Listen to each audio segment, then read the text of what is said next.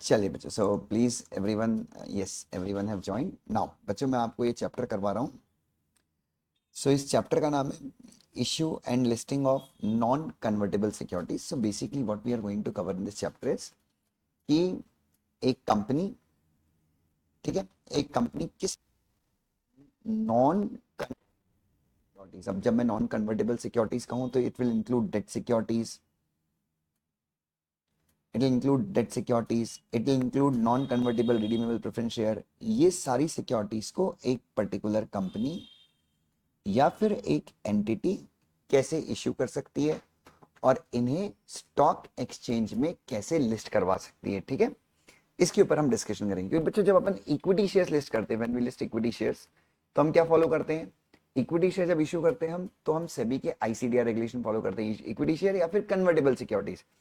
सो ये regulation, specific regulation है जो कब एप्लीकेबल होते हैं, अगर कंपनी को क्या इश्यू करना है, नॉन कन्वर्टेबल सिक्योरिटीज इश्यू करनी है, जो आगे जाके कन्वर्ट नहीं होंगे, जो प्योरली नॉन कन्वर्टेबल सिक्योरिटीज हैं, ठीक है। इसके अंदर अगर आप देखें डेट सिक्योरिटीज की डेफिनेशन देखें, सो डेट सिक्योरिटीज की डेफिनेशन के अंदर अगर आप देखेंगे तो नॉन, इसका नॉन डेट सिक्योरिटीज का मतलब क्या है? नॉन कन्वर्टेबल डेट सिक्योरिटीज, जो कन्वर्ट नहीं होंगी, जिनकी मेच्योरिटी फिक्स होगी और जो एक्नॉलेज करेंगे, जो स्वीकार करेंगे, क्या स्वीकार करेंगे? कि कंपनी ने उधार लिया है, ठीक है।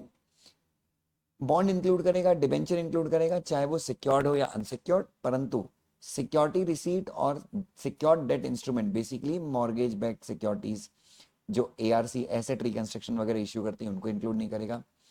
मनी मार्केट और बॉन्ड जो गवर्नमेंट ने इश्यू किए, तो ये सारी चीजें अगर आप इश्यू करें तो आपके ऊपर एनसीएस के रेगुलेशंस एप्लीकेबल नहीं होंगे, ये आपको ध्यान में रखना है। नाउ अब बच्चों, सो नाउ रेगुलेशन 4 बोलते हैं कि जो स्पेसिफिक चैप्टर है ये कब एप्लीकेबल होगा, जो हम इन रेगुलेशंस के अंदर अलग अलग चैप्टर्स पढ़ रहे हैं, तो इसके अंदर जो फर्स्ट चैप्टर है वो, या पहला जो चैप्टर है वो कब एप्लीकेबल होगा, रेगुलेशन 4 हमें बताता है।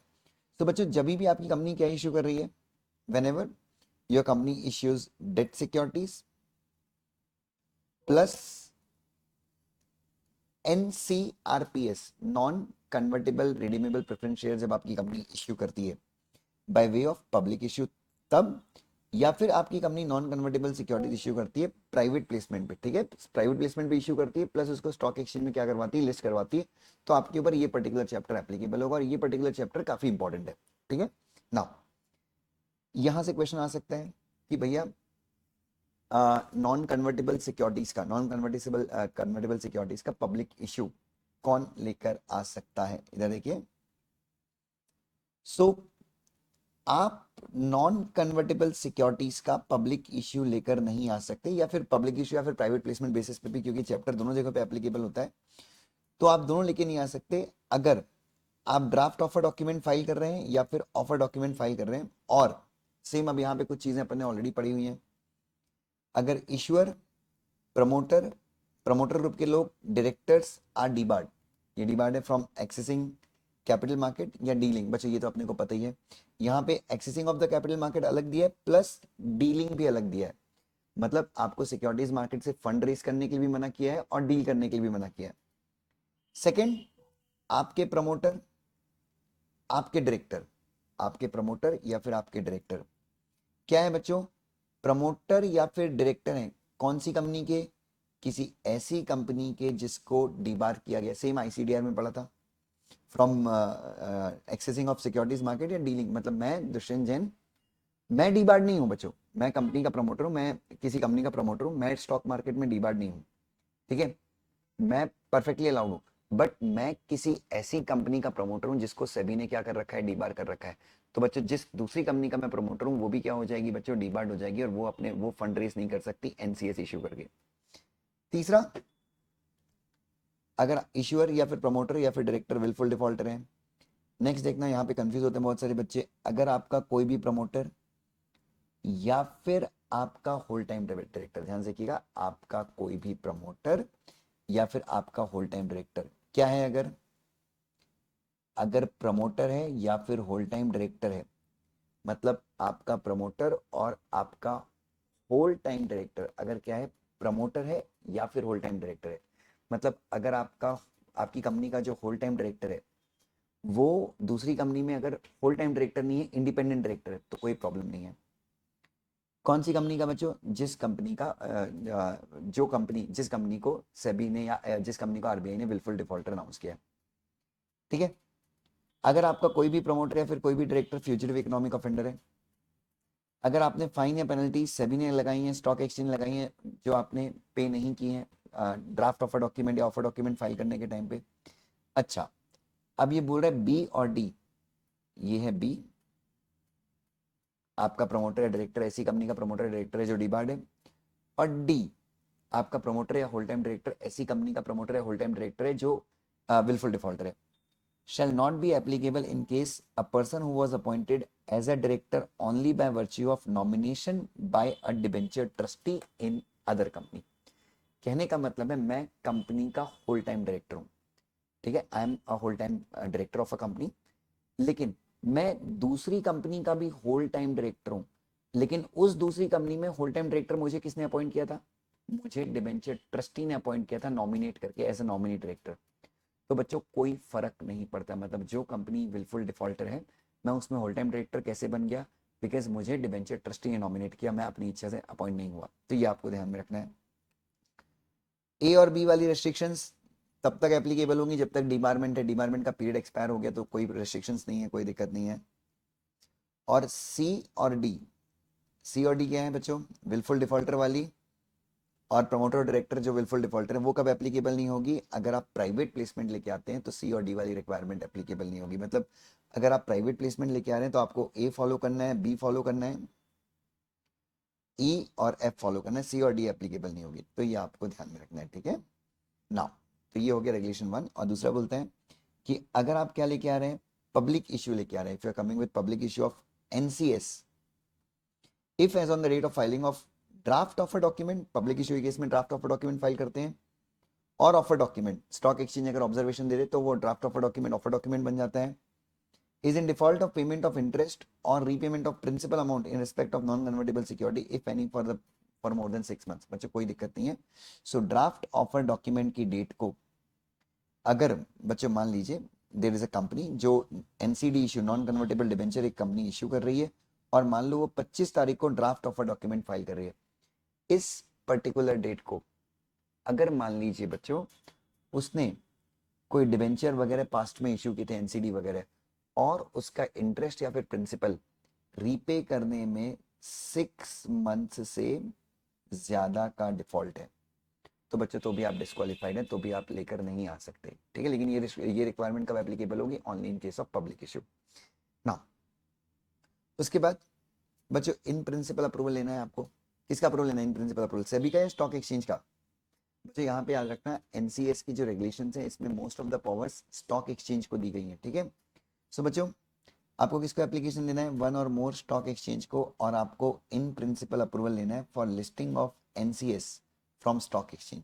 सो जिस स्टॉक एक्सचेंज में आप अपने नॉन कन्वर्टेबल सिक्योरिटीज को लिस्ट कराने वाले हैं उसका आपको इन प्रिंसिपल अप्रूवल लेना है। अगर एक से ज्यादा स्टॉक एक्सचेंज में लिस्ट करवाने वाले हो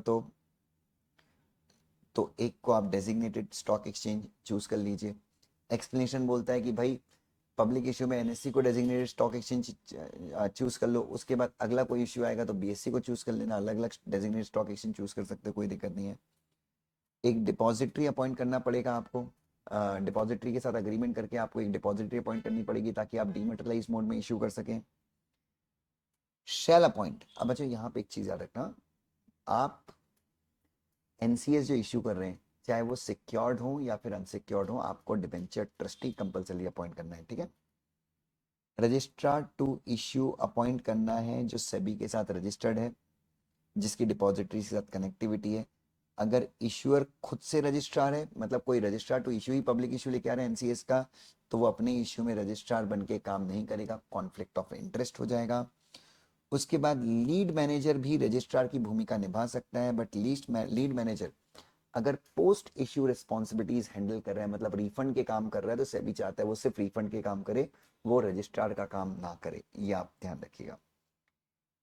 क्रेडिट रेटिंग, जब हम बच्चों जब हम इक्विटी शेयर्स का पब्लिक इश्यू लेके आते हैं, जब हम इक्विटी शेयर्स का पब्लिक इश्यू लेके आते हैं तो आप सबको पता है इक्विटी शेयर के पब्लिक इश्यू में क्रेडिट रेटिंग या जो है क्रेडिट रेटिंग लेना इज ऑप्शनल थिंग, परंतु जब आप क्या लेके आ रहे हैं, एनसीएस का इश्यू लेके आ रहे हैं, तो क्रेडिट रेटिंग कम से कम एक क्रेडिट रेटिंग एजेंसी से ऑब्टेन करना मैंडेटरी है। लेकिन बच्चों कई लोग ना ओवर स्मार्ट बनते हैं कि मैंने एक क्रेडिट रेटिंग एजेंसी से लिया, मेरे को अच्छी रेटिंग नहीं मिली तो मैं क्या करूंगा, दूसरी से लूंगा। तो सेबी बोलती है सुनो भाई साहब, अगर आपने एक से ज्यादा क्रेडिट रेटिंग एजेंसी से क्या लिया है, क्रेडिट रेटिंग लिया है, तो आपको सारी रेटिंग इंक्लूडिंग उन रेटिंग्स को जो आपने एक्सेप्ट नहीं की है, वो आपको क्या करनी है, डिस्क्लोज करनी है। So don't be over smart. एक रेटिंग ले लिए, अगर वो थोड़ी ठीक नहीं है तो डोंट टेक अदर रेटिंग। मतलब दूसरी रेटिंग तभी तो जब तुमको एक्सपेक्टेशन है कि वो ज्यादा अच्छी आएगी। नहीं आई, एक खराब आई, दूसरी उससे खराब आई, तो तुमको दोनों ऑफर डॉक्यूमेंट में डिस्क्लोज करना पड़ेगा। What is recovery expense fund, Aman दादा? Aman ji, recovery expense fund क्या होता है बेटा?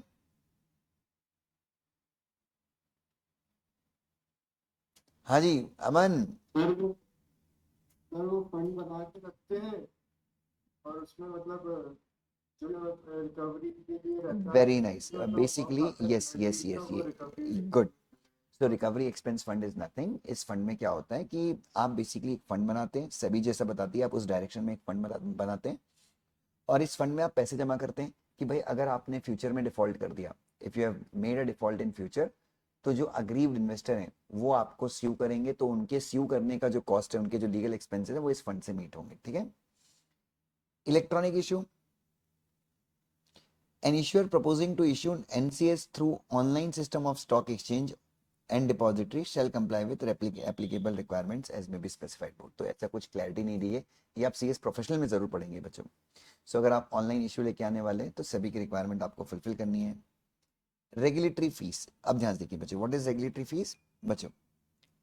अगर आप अगर आप डेट सिक्योरिटीज का या एनसीडीज का क्या लेके आ रहे हैं बच्चों, पब्लिक इश्यू लेके आ रहे हैं, तो आप जब draft offer document stock exchange के साथ फाइल करेंगे, तो आपको अपने ड्राफ्ट ऑफर डॉक्यूमेंट की सॉफ्ट कॉपी किसको देनी है, सेबी को देनी है। प्लस आपको सेबी को जब आप ये सॉफ्ट कॉपी दोगे तो आपको क्या करना है बच्चों, एक रेगुलेटरी फीस भी देनी है, ठीक है। पब्लिक इश्यू केस में हम draft offer document stock exchange के साथ फाइल करेंगे, प्लस सेबी के साथ भी हम कॉपी देंगे ड्राफ्ट ऑफर डॉक्यूमेंट की, और उसको एक रेगुलेटरी फीस पे करेंगे। अच्छा, अब इसमें एक चीज ध्यान रखना, सेबी से हमें कोई ऑब्जर्वेशन अप्रूवल लेने की जरूरत नहीं है। ये जो भी हम फाइल कर रहे हैं सेबी के साथ ड्राफ्ट ऑफ डॉक्यूमेंट, वो सिर्फ सेबी के रिकॉर्ड के लिए फाइल कर रहे हैं, ठीक है। दूसरा, अगर आप नॉन कन्वर्टेबल सिक्योरिटीज को इश्यू कर रहे हैं प्राइवेट प्लेसमेंट बेसिस पे, तो बच्चों आपको सेबी के पास कुछ भी करने की जरूरत नहीं है। आप अपना जो भी आपका डॉक्यूमेंट है वो आप किसके साथ फाइल करेंगे, मतलब जो भी आपका डॉक्यूमेंट वगैरह वो आप स्टॉक एक्सचेंज साथ ही फाइल करेंगे, और स्टॉक एक्सचेंज ही आपसे क्या लेगा बच्चों, रेगुलेटरी फीस लेगा, ठीक है। तो यहाँ पर बेसिकली अपन प्लेसमेंट डॉक्यूमेंट फाइल करते हैं प्राइवेट प्लेसमेंट के केस में। डे काउंट कन्वेंशन, इंटरेस्ट वगैरह पे करने के लिए आप डे काउंट कैसे करेंगे?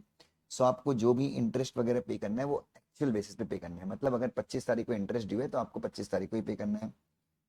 मेक श्योर कि आपका जो भी इंटरेस्ट पेमेंट ड्यू का डेट आप पहले से ही फिक्स करते हैं, तो it should follow on working day. लेकिन बच्चों अगर क्या हो गया, अगर आपने तो डिसाइड किया था, वर्किंग डे डिसाइड किया था, बट मान लो उस दिन अचानक से छुट्टी आ गई, कोई कुछ गड़बड़ हो गई, कोई नेता वेता मर गया, कोई छुट्टी आ गई, तो आपको क्या करना है बच्चों, कोई प्रॉब्लम नहीं है। आप क्या करेंगे बच्चों, आप पेमेंट वगैरह इंटरेस्ट वगैरह उस तरीके से पे करेंगे जैसा सेबी स्पेसिफाई करते, तो आपको कुछ इसमें दिमाग लगाने की जरूरत नहीं है। यहां से क्वेश्चन आ सकता है बच्चों, ये मुझे काफी ज्यादा मतलब इंपॉर्टेंट लगता है। पावर टू रिकॉल और रिडीम प्रायर टू मेच्योरिटी, मैंने आपको इसमें बताया था कि कुछ इसमें अमेंडमेंट्स भी हुए थे, तो विल हम कोशिश करेंगे कि वो अमेंडमेंट्स को भी अपन क्या कर लेंगे, यहाँ पे कवर कर लेंगे, ध्यान से देखिए। सो बच्चों, सब राइट टू रिकॉल और redeem prior to maturity, what does that mean? अगर आपको याद हो, सबसे पहला कॉल ऑप्शन क्या होता है? हाँ जी। सो बच्चों, an issuer making issuance of non convertible security shall, जो भी इश्यूअर एनसीएस इश्यू कर रहा है उसकी जिम्मेदारी क्या है? पहला,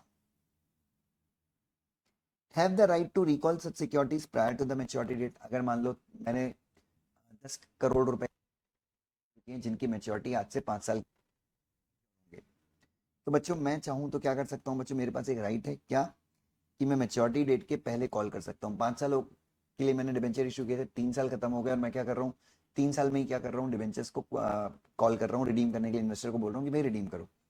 इसको बोलते हैं कॉल ऑप्शन। सो अगर इश्यूअर डिबेंचर को खुद कॉल कर ले मैच्योरिटी के पहले, what is that called as, that is called as call option.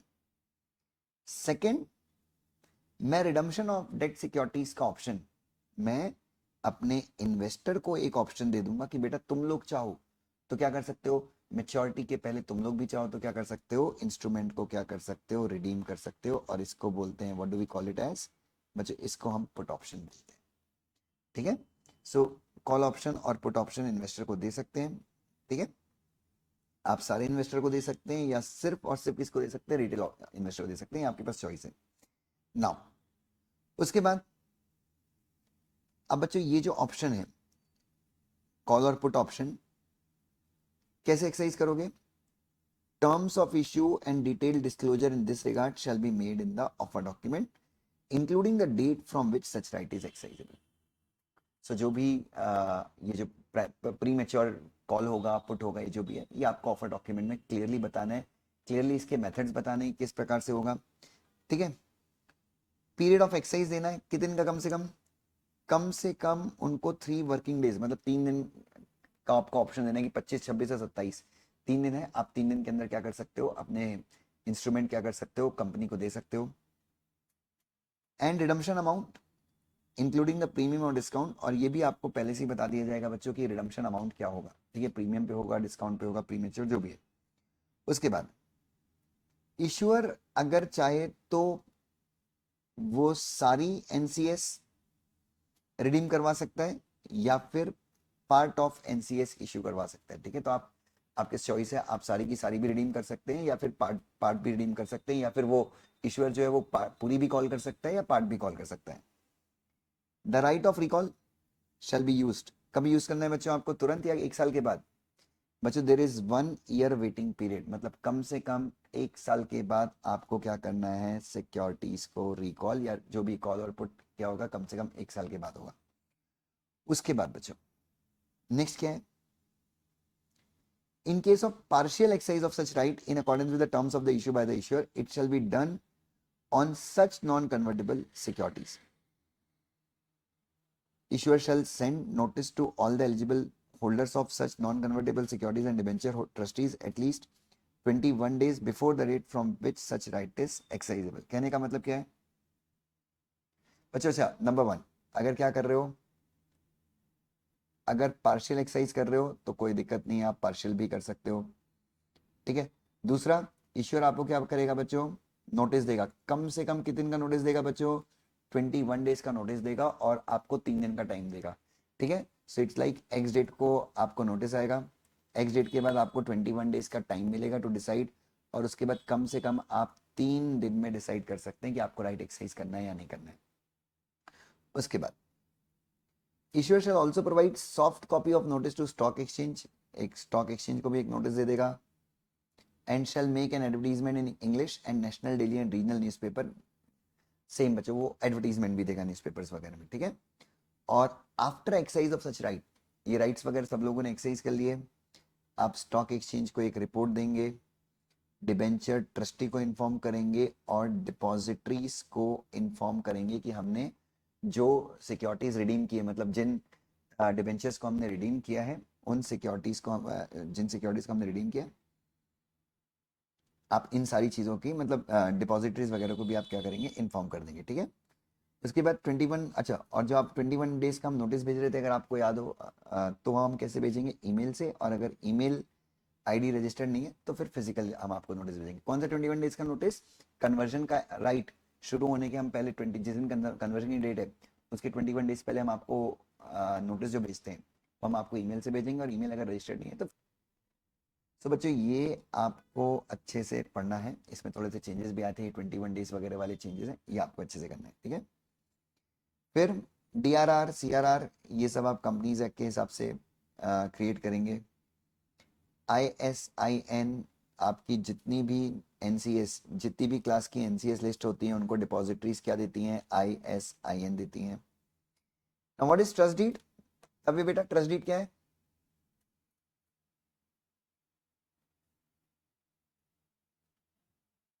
हाँ तब ये,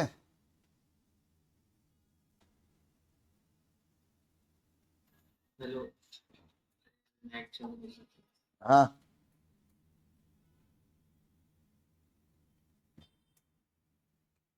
हाँ, ट्रस्ट डीड इज नथिंग, अपन डिबेंचर ट्रस्टी को अपॉइंट करते हैं ट्रस्ट डीड के थ्रू, अगर आपको याद हो प्लीज हियर। जो इश्यूअर है और डिबेंचर ट्रस्टी है, जिसको अपन ने डिबेंचर ट्रस्टी अपॉइंट किया है, इनको एक ट्रस्ट डीड एग्जीक्यूट करनी है। और अगर इश्यूअर सेबी के द्वारा बताए, अच्छा कितने टाइम के अंदर इशू करना है कोई याद करने की जरूरत नहीं, सेबी के द्वारा स्पेसिफाई किए गए टाइम में। और अगर इश्यूअर फेल हो गया ट्रस्ट डीड एग्जीक्यूट करने में, तो उसको क्या करना पड़ेगा?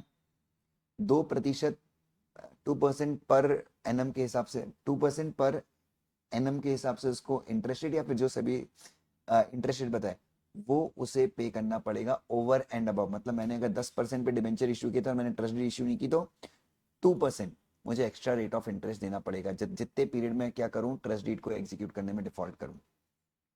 उसके ट्रस्ट डीड में दो पार्ट्स होंगे जो भी हम ट्रस्ट डीड क्रिएट करेंगे। अच्छा कौन से फॉर्म में होगी? कंपनीज एक्ट में जो फॉर्म है SS 12 उसके हिसाब से होगी। ट्रस्ट डीड में दो पार्ट्स होंगे। पार्ट ए में स्टैट्यूटरी और स्टैंडर्ड इंफॉर्मेशन डेट इश्यू के बारे में होगी। तो पार्ट ए में जो हमारा डेट इश्यू है कि भाई कितने % इंटरेस्ट मिलेगा, कितना अमाउंट है, कितना मेच्योरिटी है, ये सारी चीजें। और पार्ट बी में क्या होगा? सो एक मिनट सॉरी, पार्ट ए में स्टैंडर्ड इंफॉर्मेशन होगी और पार्ट बी में पर्टिकुलर डेट इश्यू से रिलेटेड। मतलब पार्ट ए में जो भी स्टैंडर्ड इंफॉर्मेशन है कि भाई डिबेंचर्स क्या होते हैं, हम मतलब जो भी डिबेंचर को लेके जनरल इंफॉर्मेशन है वो पार्ट ए में आ जाएगा। और हमारे जो हमारा स्पेसिफिक डिबेंचर है कि हमने कितने साल के लिए इशू किया है, हम रिडीम कब करेंगे, इंटरेस्ट क्या देंगे, कॉल ऑप्शन पुट ऑप्शन, ये पार्ट बी में आ जाएगा। ट्रस्ट डीड में आप ऐसा कोई भी क्लॉज नहीं डाल सकते जिससे ट्रस्टी को माफी मिल जाए। अगर उसने कोई नेग्लिजेंस किया है, लापरवाही की है, तो ट्रस्टी को माफी मिल जाए। आप ऐसा कोई ऑब्लिगेशन या ऐसा कोई भी क्लॉज नहीं डाल सकते। ठीक है। दूसरा, लिमिटिंग और रिस्ट्रिक्टिंग और waiving the provision of this act. आप ट्रस्ट डीड में ऐसा कोई क्लॉज नहीं डाल सकते जिससे क्या हो जाए, इस एक्ट के अंदर, सेबी एक्ट, कंपनीज एक्ट या फिर ये रेगुलेशंस के अंदर जो ट्रस्टी के ऑब्लिगेशंस हैं वो खत्म हो जाए, वेव हो जाए। आप ऐसा भी कुछ नहीं डाल सकते। मतलब जो ऑब्लिगेशन इस एक्ट में दिए, कंपनीज एक्ट में, सेबी एक्ट में, इन रेगुलेशन में जो ऑब्लिगेशन है वो ट्रस्टी को डिस्चार्ज करना कि भाई ये वाले रेगुलेशन अगर फॉलो नहीं किए ट्रस्टी तो चल जाएगा। चलिए उसके बाद ट्रस्ट डीड में क्या आएगा? इश्यूअर की बैंक डिटेल्स आएंगी, जिस बैंक से इश्यूअर के क्या पे करेगा, इंटरेस्ट और रिडम्पशन पे करेगा, ये भी आपको ध्यान में रखना है। और ट्रस्ट डीड के अंदर जो इश्यूअर है उसको प्री ऑथराइज करना है डिबेंचर ट्रस्टी को to allow the debenture trustee to seek information about interest payment and redemption from bank. जो ट्रस्ट डीड के अंदर आपको ट्रस्टी को स्पेसिफिकली अलाउ करना है कि ट्रस्टी कंपनी के बैंक से, जिस बैंक से इंटरेस्ट वगैरह पे होगा उस बैंक से इंक्वायर कर सकता है कि इंटरेस्ट वगैरह पे हुआ है या फिर नहीं हुआ है। देन लिस्टिंग अग्रीमेंट कर सकते हो। कंटिन्यूस लिस्टिंग रिक्वायरमेंट क्या है बच्चों? सभी बताएगी from time to time. Trade वगैरह जो भी हैं, जो नॉन कन्वर्टेबल सिक्योरिटीज आप लिस्ट कराओगे, वो क्लियरिंग कॉर्पोरेशन जो है वो ट्रेड को क्या करेगी, सेटल करेगी। अच्छा यहाँ पे ट्रेड आज भी काउंटर पे भी हो सकते हैं। काउंटर मतलब दो पार्टीज फेस टू फेस बिना ब्रोकर के भी क्या कर सकती हैं, ट्रेड कर सकती हैं नॉन कन्वर्टेबल सिक्योरिटीज में। अगर ऐसे ट्रेड होते हैं तो आपको स्टॉक एक्सचेंज को क्या करना है बच्चों, तुरंत आपको क्या करना है, इन्फॉर्म करना है। और इन्फॉर्म रिपोर्ट कहाँ पे करना है, इसके लिए रिपोर्टिंग प्लेटफॉर्म स्टॉक एक्सचेंज जो है वो क्रिएट करेगा। तो ये चीज़ आपको ध्यान में रखना है। Then distribution of dividend in case of default in payment of interest. ये तो अपन ने कंपनीज एक्ट के में भी पढ़ा है कि भाई अगर कंपनी ने क्या किया, इंटरेस्ट या फिर रिडम्पशन, डेट सिक्योरिटीज का इंटरेस्ट या रिडम्पशन पे करने में डिफॉल्ट किया, या फिर सिक्योरिटी वगैरह क्रिएट नहीं की, तो इक्विटी शेयर होल्डर को आप अगर डिविडेंड देना चाहते हो तो आपको डिबेंचर ट्रस्टी का अप्रूवल लगेगा। तो अगर डेट सिक्योरिटीज के ऊपर इंटरेस्ट पे नहीं किया, डेट सिक्योरिटीज को रिडीम करने में डिफॉल्ट कर दिया, या फिर सिक्योरिटी वगैरह क्रिएट नहीं की, तो आपको क्या करना पड़ेगा, अगर इक्विटी शेयर होल्डर्स को डिविडेंड पे करना है तो आपको क्या करना पड़ेगा, डिबेंचर ट्रस्टी का अप्रूवल लगेगा। ऑब्लिगेशन ऑफ द इश्यूअर, जिस इश्यूअर ने एनसीएस इश्यू किए हैं, ठीक है, प्राइवेट प्लेसमेंट बेसिस पे या फिर पब्लिक इश्यू पे, तो क्या क्या ऑब्लिगेशन है? नंबर 1, जितने भी एप्लीकेंट्स हैं सबको इक्वल ट्रीटमेंट दो। ठीक है, सबके जिन्होंने सिक्योरिटीज के लिए अप्लाई किया उनको बराबर से अलॉटमेंट करो, डिविडेंड इंटरेस्ट उनको इक्वली पे करो, जो भी उनका राइट है, ठीक है। सिक्योरिटीज को सेल करने के लिए किसी भी मैनिपुलेटिव प्रैक्टिस का यूज मत करो। स्कोर पे अपना ऑथेंटिकेशन लो, ठीक है। देन उसके बाद स्पेसिफिकली पब्लिक इशू के केस में, जहां पे आप पब्लिक इशू कर रहे हो, तो आपको जो आपका लीड मैनेजर है वो आपका ड्यू डिलीजेंस करता है। जो आपका ड्राफ्ट ऑफ अ डॉक्यूमेंट है ना, उसके साथ lead manager due diligence report file करता है कि मैंने ईश्वर को सब कुछ चेक वेक कर लिया है, ईश्वर कोई दिक्कत नहीं, ईश्वर इज परफेक्ट, वो सारे रेगुलेशन सारे नियमों को क्या करता है, कंप्लाई करता है। तो जो लीड मैनेजर है उसको ड्यू डिलीजेंस करने के लिए सारे डॉक्यूमेंट्स वगैरह प्रोवाइड करो। उसके बाद बच्चों, अगर आप सिक्योर डेट सिक्योरिटीज इश्यू कर रहे हो तो आपको 100% या उससे ज़्यादा का सिक्योरिटी कवर देना है, जिससे प्रिंसिपल और इंटरेस्ट दोनों क्या हो जाए बच्चों, पे हो जाए। क्या मुझे एग्जांपल दे सकता है कि कोई? इसका मतलब अगर मैंने 100 रुपए के एनसीएस इश्यू किए हैं, तो जो सिक्योर, अगर मैं सिक्योर्ड इश्यू कर रहा हूँ तो कम से कम मुझे 100 रुपए के एनसीएस इश्यू किए हैं, इनका रेट है 10% पर एनम, और मैंने 3 इयर्स के लिए इश्यू किए हैं, तो मेरे को सिक्योरिटी जो क्रिएट करनी हो, कितने रुपए की सिक्योरिटी, कितने रुपए की वैल्यू पे सिक्योरिटी क्रिएट करनी है? कितने रुपए के एसेट्स के ऊपर मैं सिक्योरिटी क्रिएट करूं? 130। 102 100 रुपए प्रिंसिपल प्लस 30 रुपए इंटरेस्ट, तो 130 रुपए की सिक्योरिटी, 130 रुपए की मैं क्या करूं बच्चों, 130 रुपए के एसेट्स के ऊपर मैं सिक्योरिटी क्रिएट करूं। उसके बाद अब बच्चों ये भी एक नया प्रोविजन है, ये एक नया प्रोविजन अमेंडमेंट के थ्रू ऐड हुआ है कि articles of company should authorise the board to appoint a director nominated by debenture trustee in case issuer is a company. ये पहले नहीं था प्रोविजन, कंपनी के आर्टिकल्स में आपको बोर्ड ऑफ डायरेक्टर्स को ऑथराइज करना है कि अगर डिवेंचर ट्रस्टी आपके यहाँ पे कोई डायरेक्टर नॉमिनेट करते हैं तो उसको कंपनी अपॉइंट कर सके, मतलब ये डायरेक्टर। डिवेंचर ट्रस्टी के ऑब्लिगेशन क्या है बच्चों? आप अपनी पावर एक्सरसाइज करेंगे इन डिवेंचर होल्डर्स के इंटरेस्ट को प्रोटेक्ट करने के लिए, इंटरेस्ट मतलब उनके अधिकारों को प्रोटेक्ट करने के लिए आप नॉमिनी डायरेक्टर अपॉइंट कर सकते हैं डिवेंचर होल्डर्स के साथ कंसल्ट करके, ठीक है। उसके बाद आपको ये इंश्योर करना है कि जो सिक्योरिटी क्रिएट करने की कंडीशन है वो कंपनी फुलफिल कर रही है या नहीं कर रही है, और आपको चेक करना है security cover, security cover should be sufficient, कम से कम इतना सिक्योरिटी कवर होना चाहिए कि प्रिंसिपल और इंटरेस्ट दोनों क्या हो जाए, पे हो जाए, ठीक है। नाउ जितना मैंने आपको ऊपर पढ़ाया आप इसको एकदम अच्छे से रीड कर लेना, 90% संभावना है क्वेश्चन वहीं से आएगा। सेकंड, आप क्या कर रहे हैं बच्चों? सेकंड इज इस इन रेगुलेशन का नेक्स्ट चैप्टर, चैप्टर 3 बेसिकली किससे रिलेट करता है? ये public issue and listing of NCRPS। सो बच्चों, अगर आपकी कंपनी क्या इशू कर रही है, अगर आपकी कंपनी पब्लिक इशू कर रही है या फिर लिस्ट करा रही है, किसको? अभी ऊपर सब हो गया बच्चों, डेट सिक्योरिटीज का हो गया, अब हम स्पेसिफिकली किसके बारे में बात कर रहे हैं? मतलब ये सेपरेटली उन्होंने रेगुलेशन बनाया किसके बारे में? NCRPS। तो अगर आप पब्लिक इशू ऑफ NCRPS लेके आ रहे हैं तो आपको ऊपर वाले रेगुलेशंस फॉलो करने की जरूरत नहीं है, आपको ये चैप्टर फॉलो करना है। So non convertible redeemable preference share अपन ने पढ़ाई है बच्चों कंपनीज एक्ट में, अगर आपको याद हो प्रेफरेंस शेयर्स के बारे में तो हमने पढ़ाई है, तो लगभग ये वही प्रेफरेंस शेयर्स हैं, बस ये नॉन कन्वर्टेबल है प्लस रिडीमेबल। आपको पता ही है कंपनीज एक्ट 2013 आने के बाद कोई भी कंपनी इरिडीमेबल प्रेफरेंस शेयर्स तो इश्यू कर ही नहीं सकती बच्चों ना। सबसे पहला कंडीशन क्या है? मर्चेंट बैंकर अपॉइंट करना है, ठीक है। अगर एक से ज़्यादा मर्चेंट बैंकर अपने आपने अपॉइंट किया तो इनकी रिस्पॉन्सिबिलिटीज़ को आपको पहले से प्री डिटरमाइन करना है। अगर लीड मैनेजर जो है वो इश्यूअर का एसोसिएट है तो उसका काम सिर्फ मार्केटिंग का होगा, मार्केटिंग के अलावा कोई भी दूसरा काम नहीं कर सकता। उसके बाद in public issue of debt securities और एनसीआरपीएस, sorry, public issue of debt securities or NCS shall not be made to provide loans or acquire shares of an entity which is part of promoter group और group company। लेकिन ये restriction किसको applicable नहीं होती? इन तीन को applicable नहीं होती। सो ये आपको ध्यान में रखना है। Then what is green debt security? कुछ नहीं बचे, फालतू के काम है बच्चों।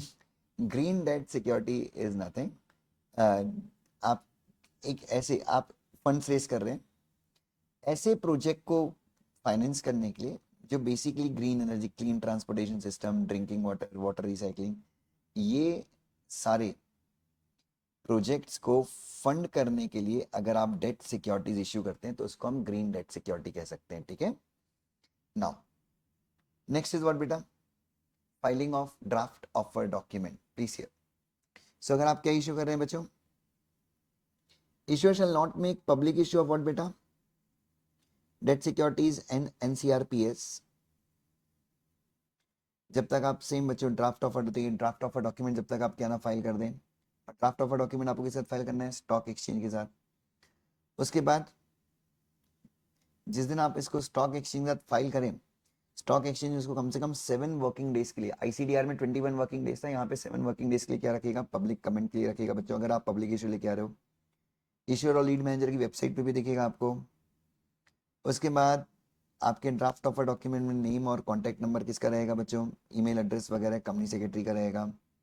उसके बाद जो भी पब्लिक से आपको कमेंट आए 7 दिन के अंदर आपको प्रॉपरली उनको सुटेबली एड्रेस करना है, जो भी उनकी क्वेरीज वगैरह थी आपको उनको सॉल्व करना है।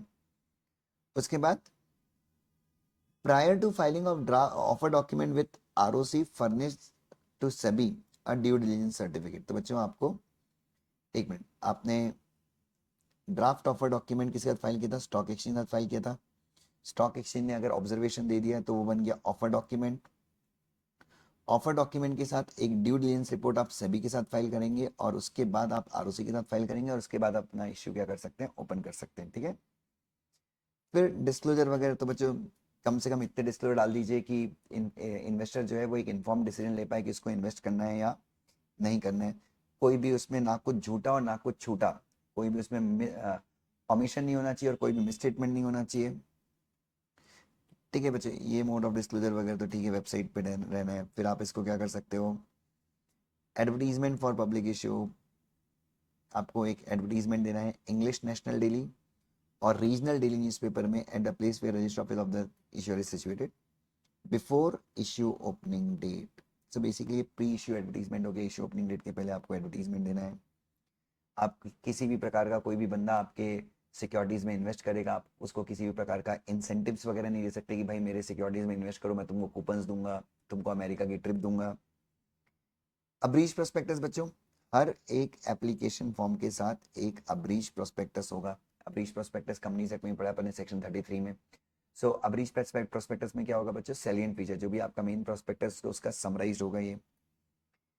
Price discovery and book building बच्चों, अब यहाँ पे कंपल्शन नहीं है, issuer may determine the price और coupon of the debt securities and non convertible in consultation with lead manager. The issue of debt security and NCRPS may be at fixed price and fixed coupon. और देखो fixed coupon का मतलब, देखो आप directly बोल दो कि भाई मैं आपको अगर मेरी डेट सिक्योरिटीज खरीदनी है, 100 रुपए का एक डिबेंचर है एट 9% रेट ऑफ इंटरेस्ट और आप 100 के मल्टीपल में अप्लाई कर सकते हैं, ठीक है, ये हो गया फिक्स्ड। या फिर आप क्या कर सकते हो बच्चों, इसको आप प्राइसमेंट पे भी लगा सकते हो कि मैं डिबेंचर इशू कर रहा हूँ 100 टू 101 या 105 रुपीज पे प्राइस डिस्कवर करेंगे। या फिर आप रेट ऑफ इंटरेस्ट पे बिडिंग कर सकते हैं 9% टू 9.5%। तो आप ऐसे रेट ऑफ इंटरेस्ट पे बिडिंग कर सकते हैं। तो जो इन्वेस्टर 9% के आसपास बिड करेंगे उनको आप प्रायोरिटी देंगे, क्योंकि आपको इंटरेस्ट तो पे करना है, तो आप इंटरेस्ट के ऊपर भी क्या कर सकते हैं बच्चों, बिडिंग करवा सकते हैं।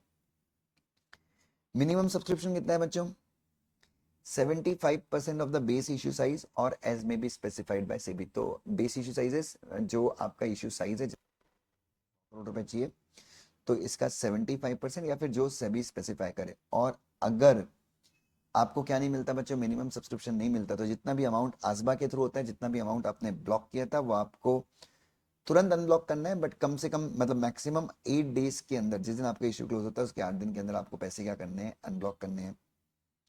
देन बच्चों द इश्यूअर शैल इंश्योर कि भाई अगर आप पब्लिक को इश्यू कर रहे हो तो allotment shell be made, allotment के दिन के अंदर करना। आपका इश्यू सक्सेसफुल हो गया तो सभी जो टाइमलाइन बताएं, अगर आपने सभी की तरह बताएं टाइमलाइन के अंदर नहीं किया या फिर आपने रिफंड करना था या अनब्लॉक करना था तो अनब्लॉक नहीं किया 8 दिन के अंदर तो आपको 15% का इंटरेस्ट देना पड़ेगा। उसके बाद आप चाहो तो अंडर राइट करवा सकते हो। आईसीडीआर के केस में अंडर राइटिंग कराना मैंडेटरी है, यहाँ पे ऑप्शनल है। उसके बाद बच्चों आपको क्या करवाना है, मैंडेटरी लिस्टिंग बच्चों। Issuer desirous of making an offer of debt securities NCRPS to public, अगर आप पब्लिक को इश्यू कर रहे हो तो आपको मैंडेटरली क्या करवाना है, लिस्ट करवाना है एज पर सेक्शन 40 के अंदर, ठीक है। फिर ये लीड मैनेजर के ऑब्लिगेशन क्या है, कोई भी ऐसा सिस्टम नहीं यूज़ करना है जिससे आप सब्सक्रिप्शन गलत तरीके से ले रहे हो इन्वेस्टर से। उसके बाद सिक्योर्ड सिक्योरिटीज़ जो है, जो अगर आप सिक्योर्ड सिक्योरिटीज इशू कर रहे हो तो 100% आपको सिक्योरिटी कवर प्रोवाइड करना है। उसके बाद आपको एडिशनल इंटरेस्ट वगैरह पे करना है बच्चों, जैसे हमने जहाँ जहाँ पे पढ़ा था कि भाई अगर आपने सिक्योरिटी टाइम पे क्रिएट नहीं की तो आपको 2% का एडिशनल इंटरेस्ट देना पड़ेगा। अब बच्चों due diligence by debenture trustee, बच्चों ये नए रेगुलेशंस हैं, ये अमेंडमेंट के थ्रू आए थे बच्चों, पहले भी थे बट इन्होंने अभी बहुत अच्छे से कर दिए। इधर देखो, the debenture trustee shall at the time of filing the draft of a document with stock exchange and prior to the opening of public issue furnish to SEBI and stock exchange due diligence certificate, ठीक है। Due diligence certificate debenture trustee को देना है, secured है तो form ए 4 schedule 4 में और यहाँ पे 4A में। अब इधर देखो, अब इसके बारे में, ठीक है, अब इन्होंने थोड़ा सा यहाँ पे चेंज कर दिया। In case of secured in format as specified in part B of schedule 4 और अनसिक्योर्ड डेट सिक्योरिटीज है format specified in part B of schedule, ठीक है। तो यहाँ पे थोड़ा सा ये पार्ट बी इन्होंने यहाँ पे क्या किया है, ऐड किया है। उसके बाद बच्चों लिस्टिंग एप्लीकेशन आपको फाइल करना है अगर आपने प्राइवेट प्लेसमेंट बेसिस पे where issuer had disclosed the intention to seek listing of debt securities and NCRPS issued on private placement basis, तो उसको लिस्टिंग एप्लीकेशन सेबी के द्वारा बताए गए टाइम के अंदर फाइल करना है, ठीक है। तो उतनी क्लैरिटी नहीं है यहाँ पे प्राइवेट प्लेसमेंट के को लेकर।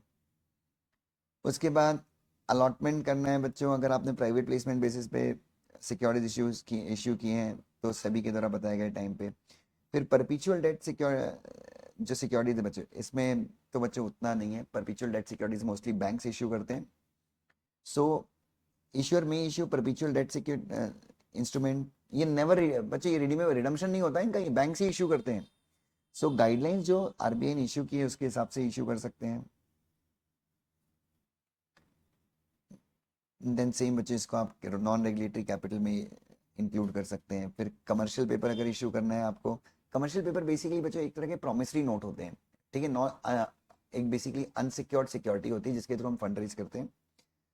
तो सेबी ने जो कंडीशन बताई वो आपको फुलफिल करनी है।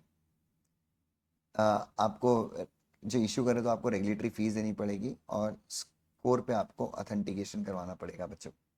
सो ये अपना चैप्टर होता है बच्चों कौन सा, NCRPS। मैं चाहता हूँ एक बार आप एक बार वापस से एक बार ओवरव्यू ले लें चैप्टर में, तो प्लीज़ मुझे बताइए। और इसमें अगर आप मुझसे मेन पूछें तो आपके एग्जाम में जो थोड़ा सा था ड्यू डिलिजेंस के ऊपर क्वेश्चन आ सकता है, मिनिमम सब्सक्रिप्शन के ऊपर आ सकता है क्वेश्चन, देन आपका 20 कॉल और पुट ऑप्शन सबसे इंपॉर्टेंट है, मुझे लगता है वहां से काफ़ी अच्छे क्वेश्चन आ सकते हैं, ठीक है। तो ऐसे 3-4 चीज़ें क्वेश्चन आ सकते हैं मुझे, मतलब चैप्टर बहुत ईजी है और बहुत, मैं यही चाहता हूँ कि you should not lose even a single mark in this chapter बच्चों। चलिए बच्चों प्लीज़ बताइए ना, और कल परसों कौन सा चैप्टर पढ़ना है ये भी बता दो।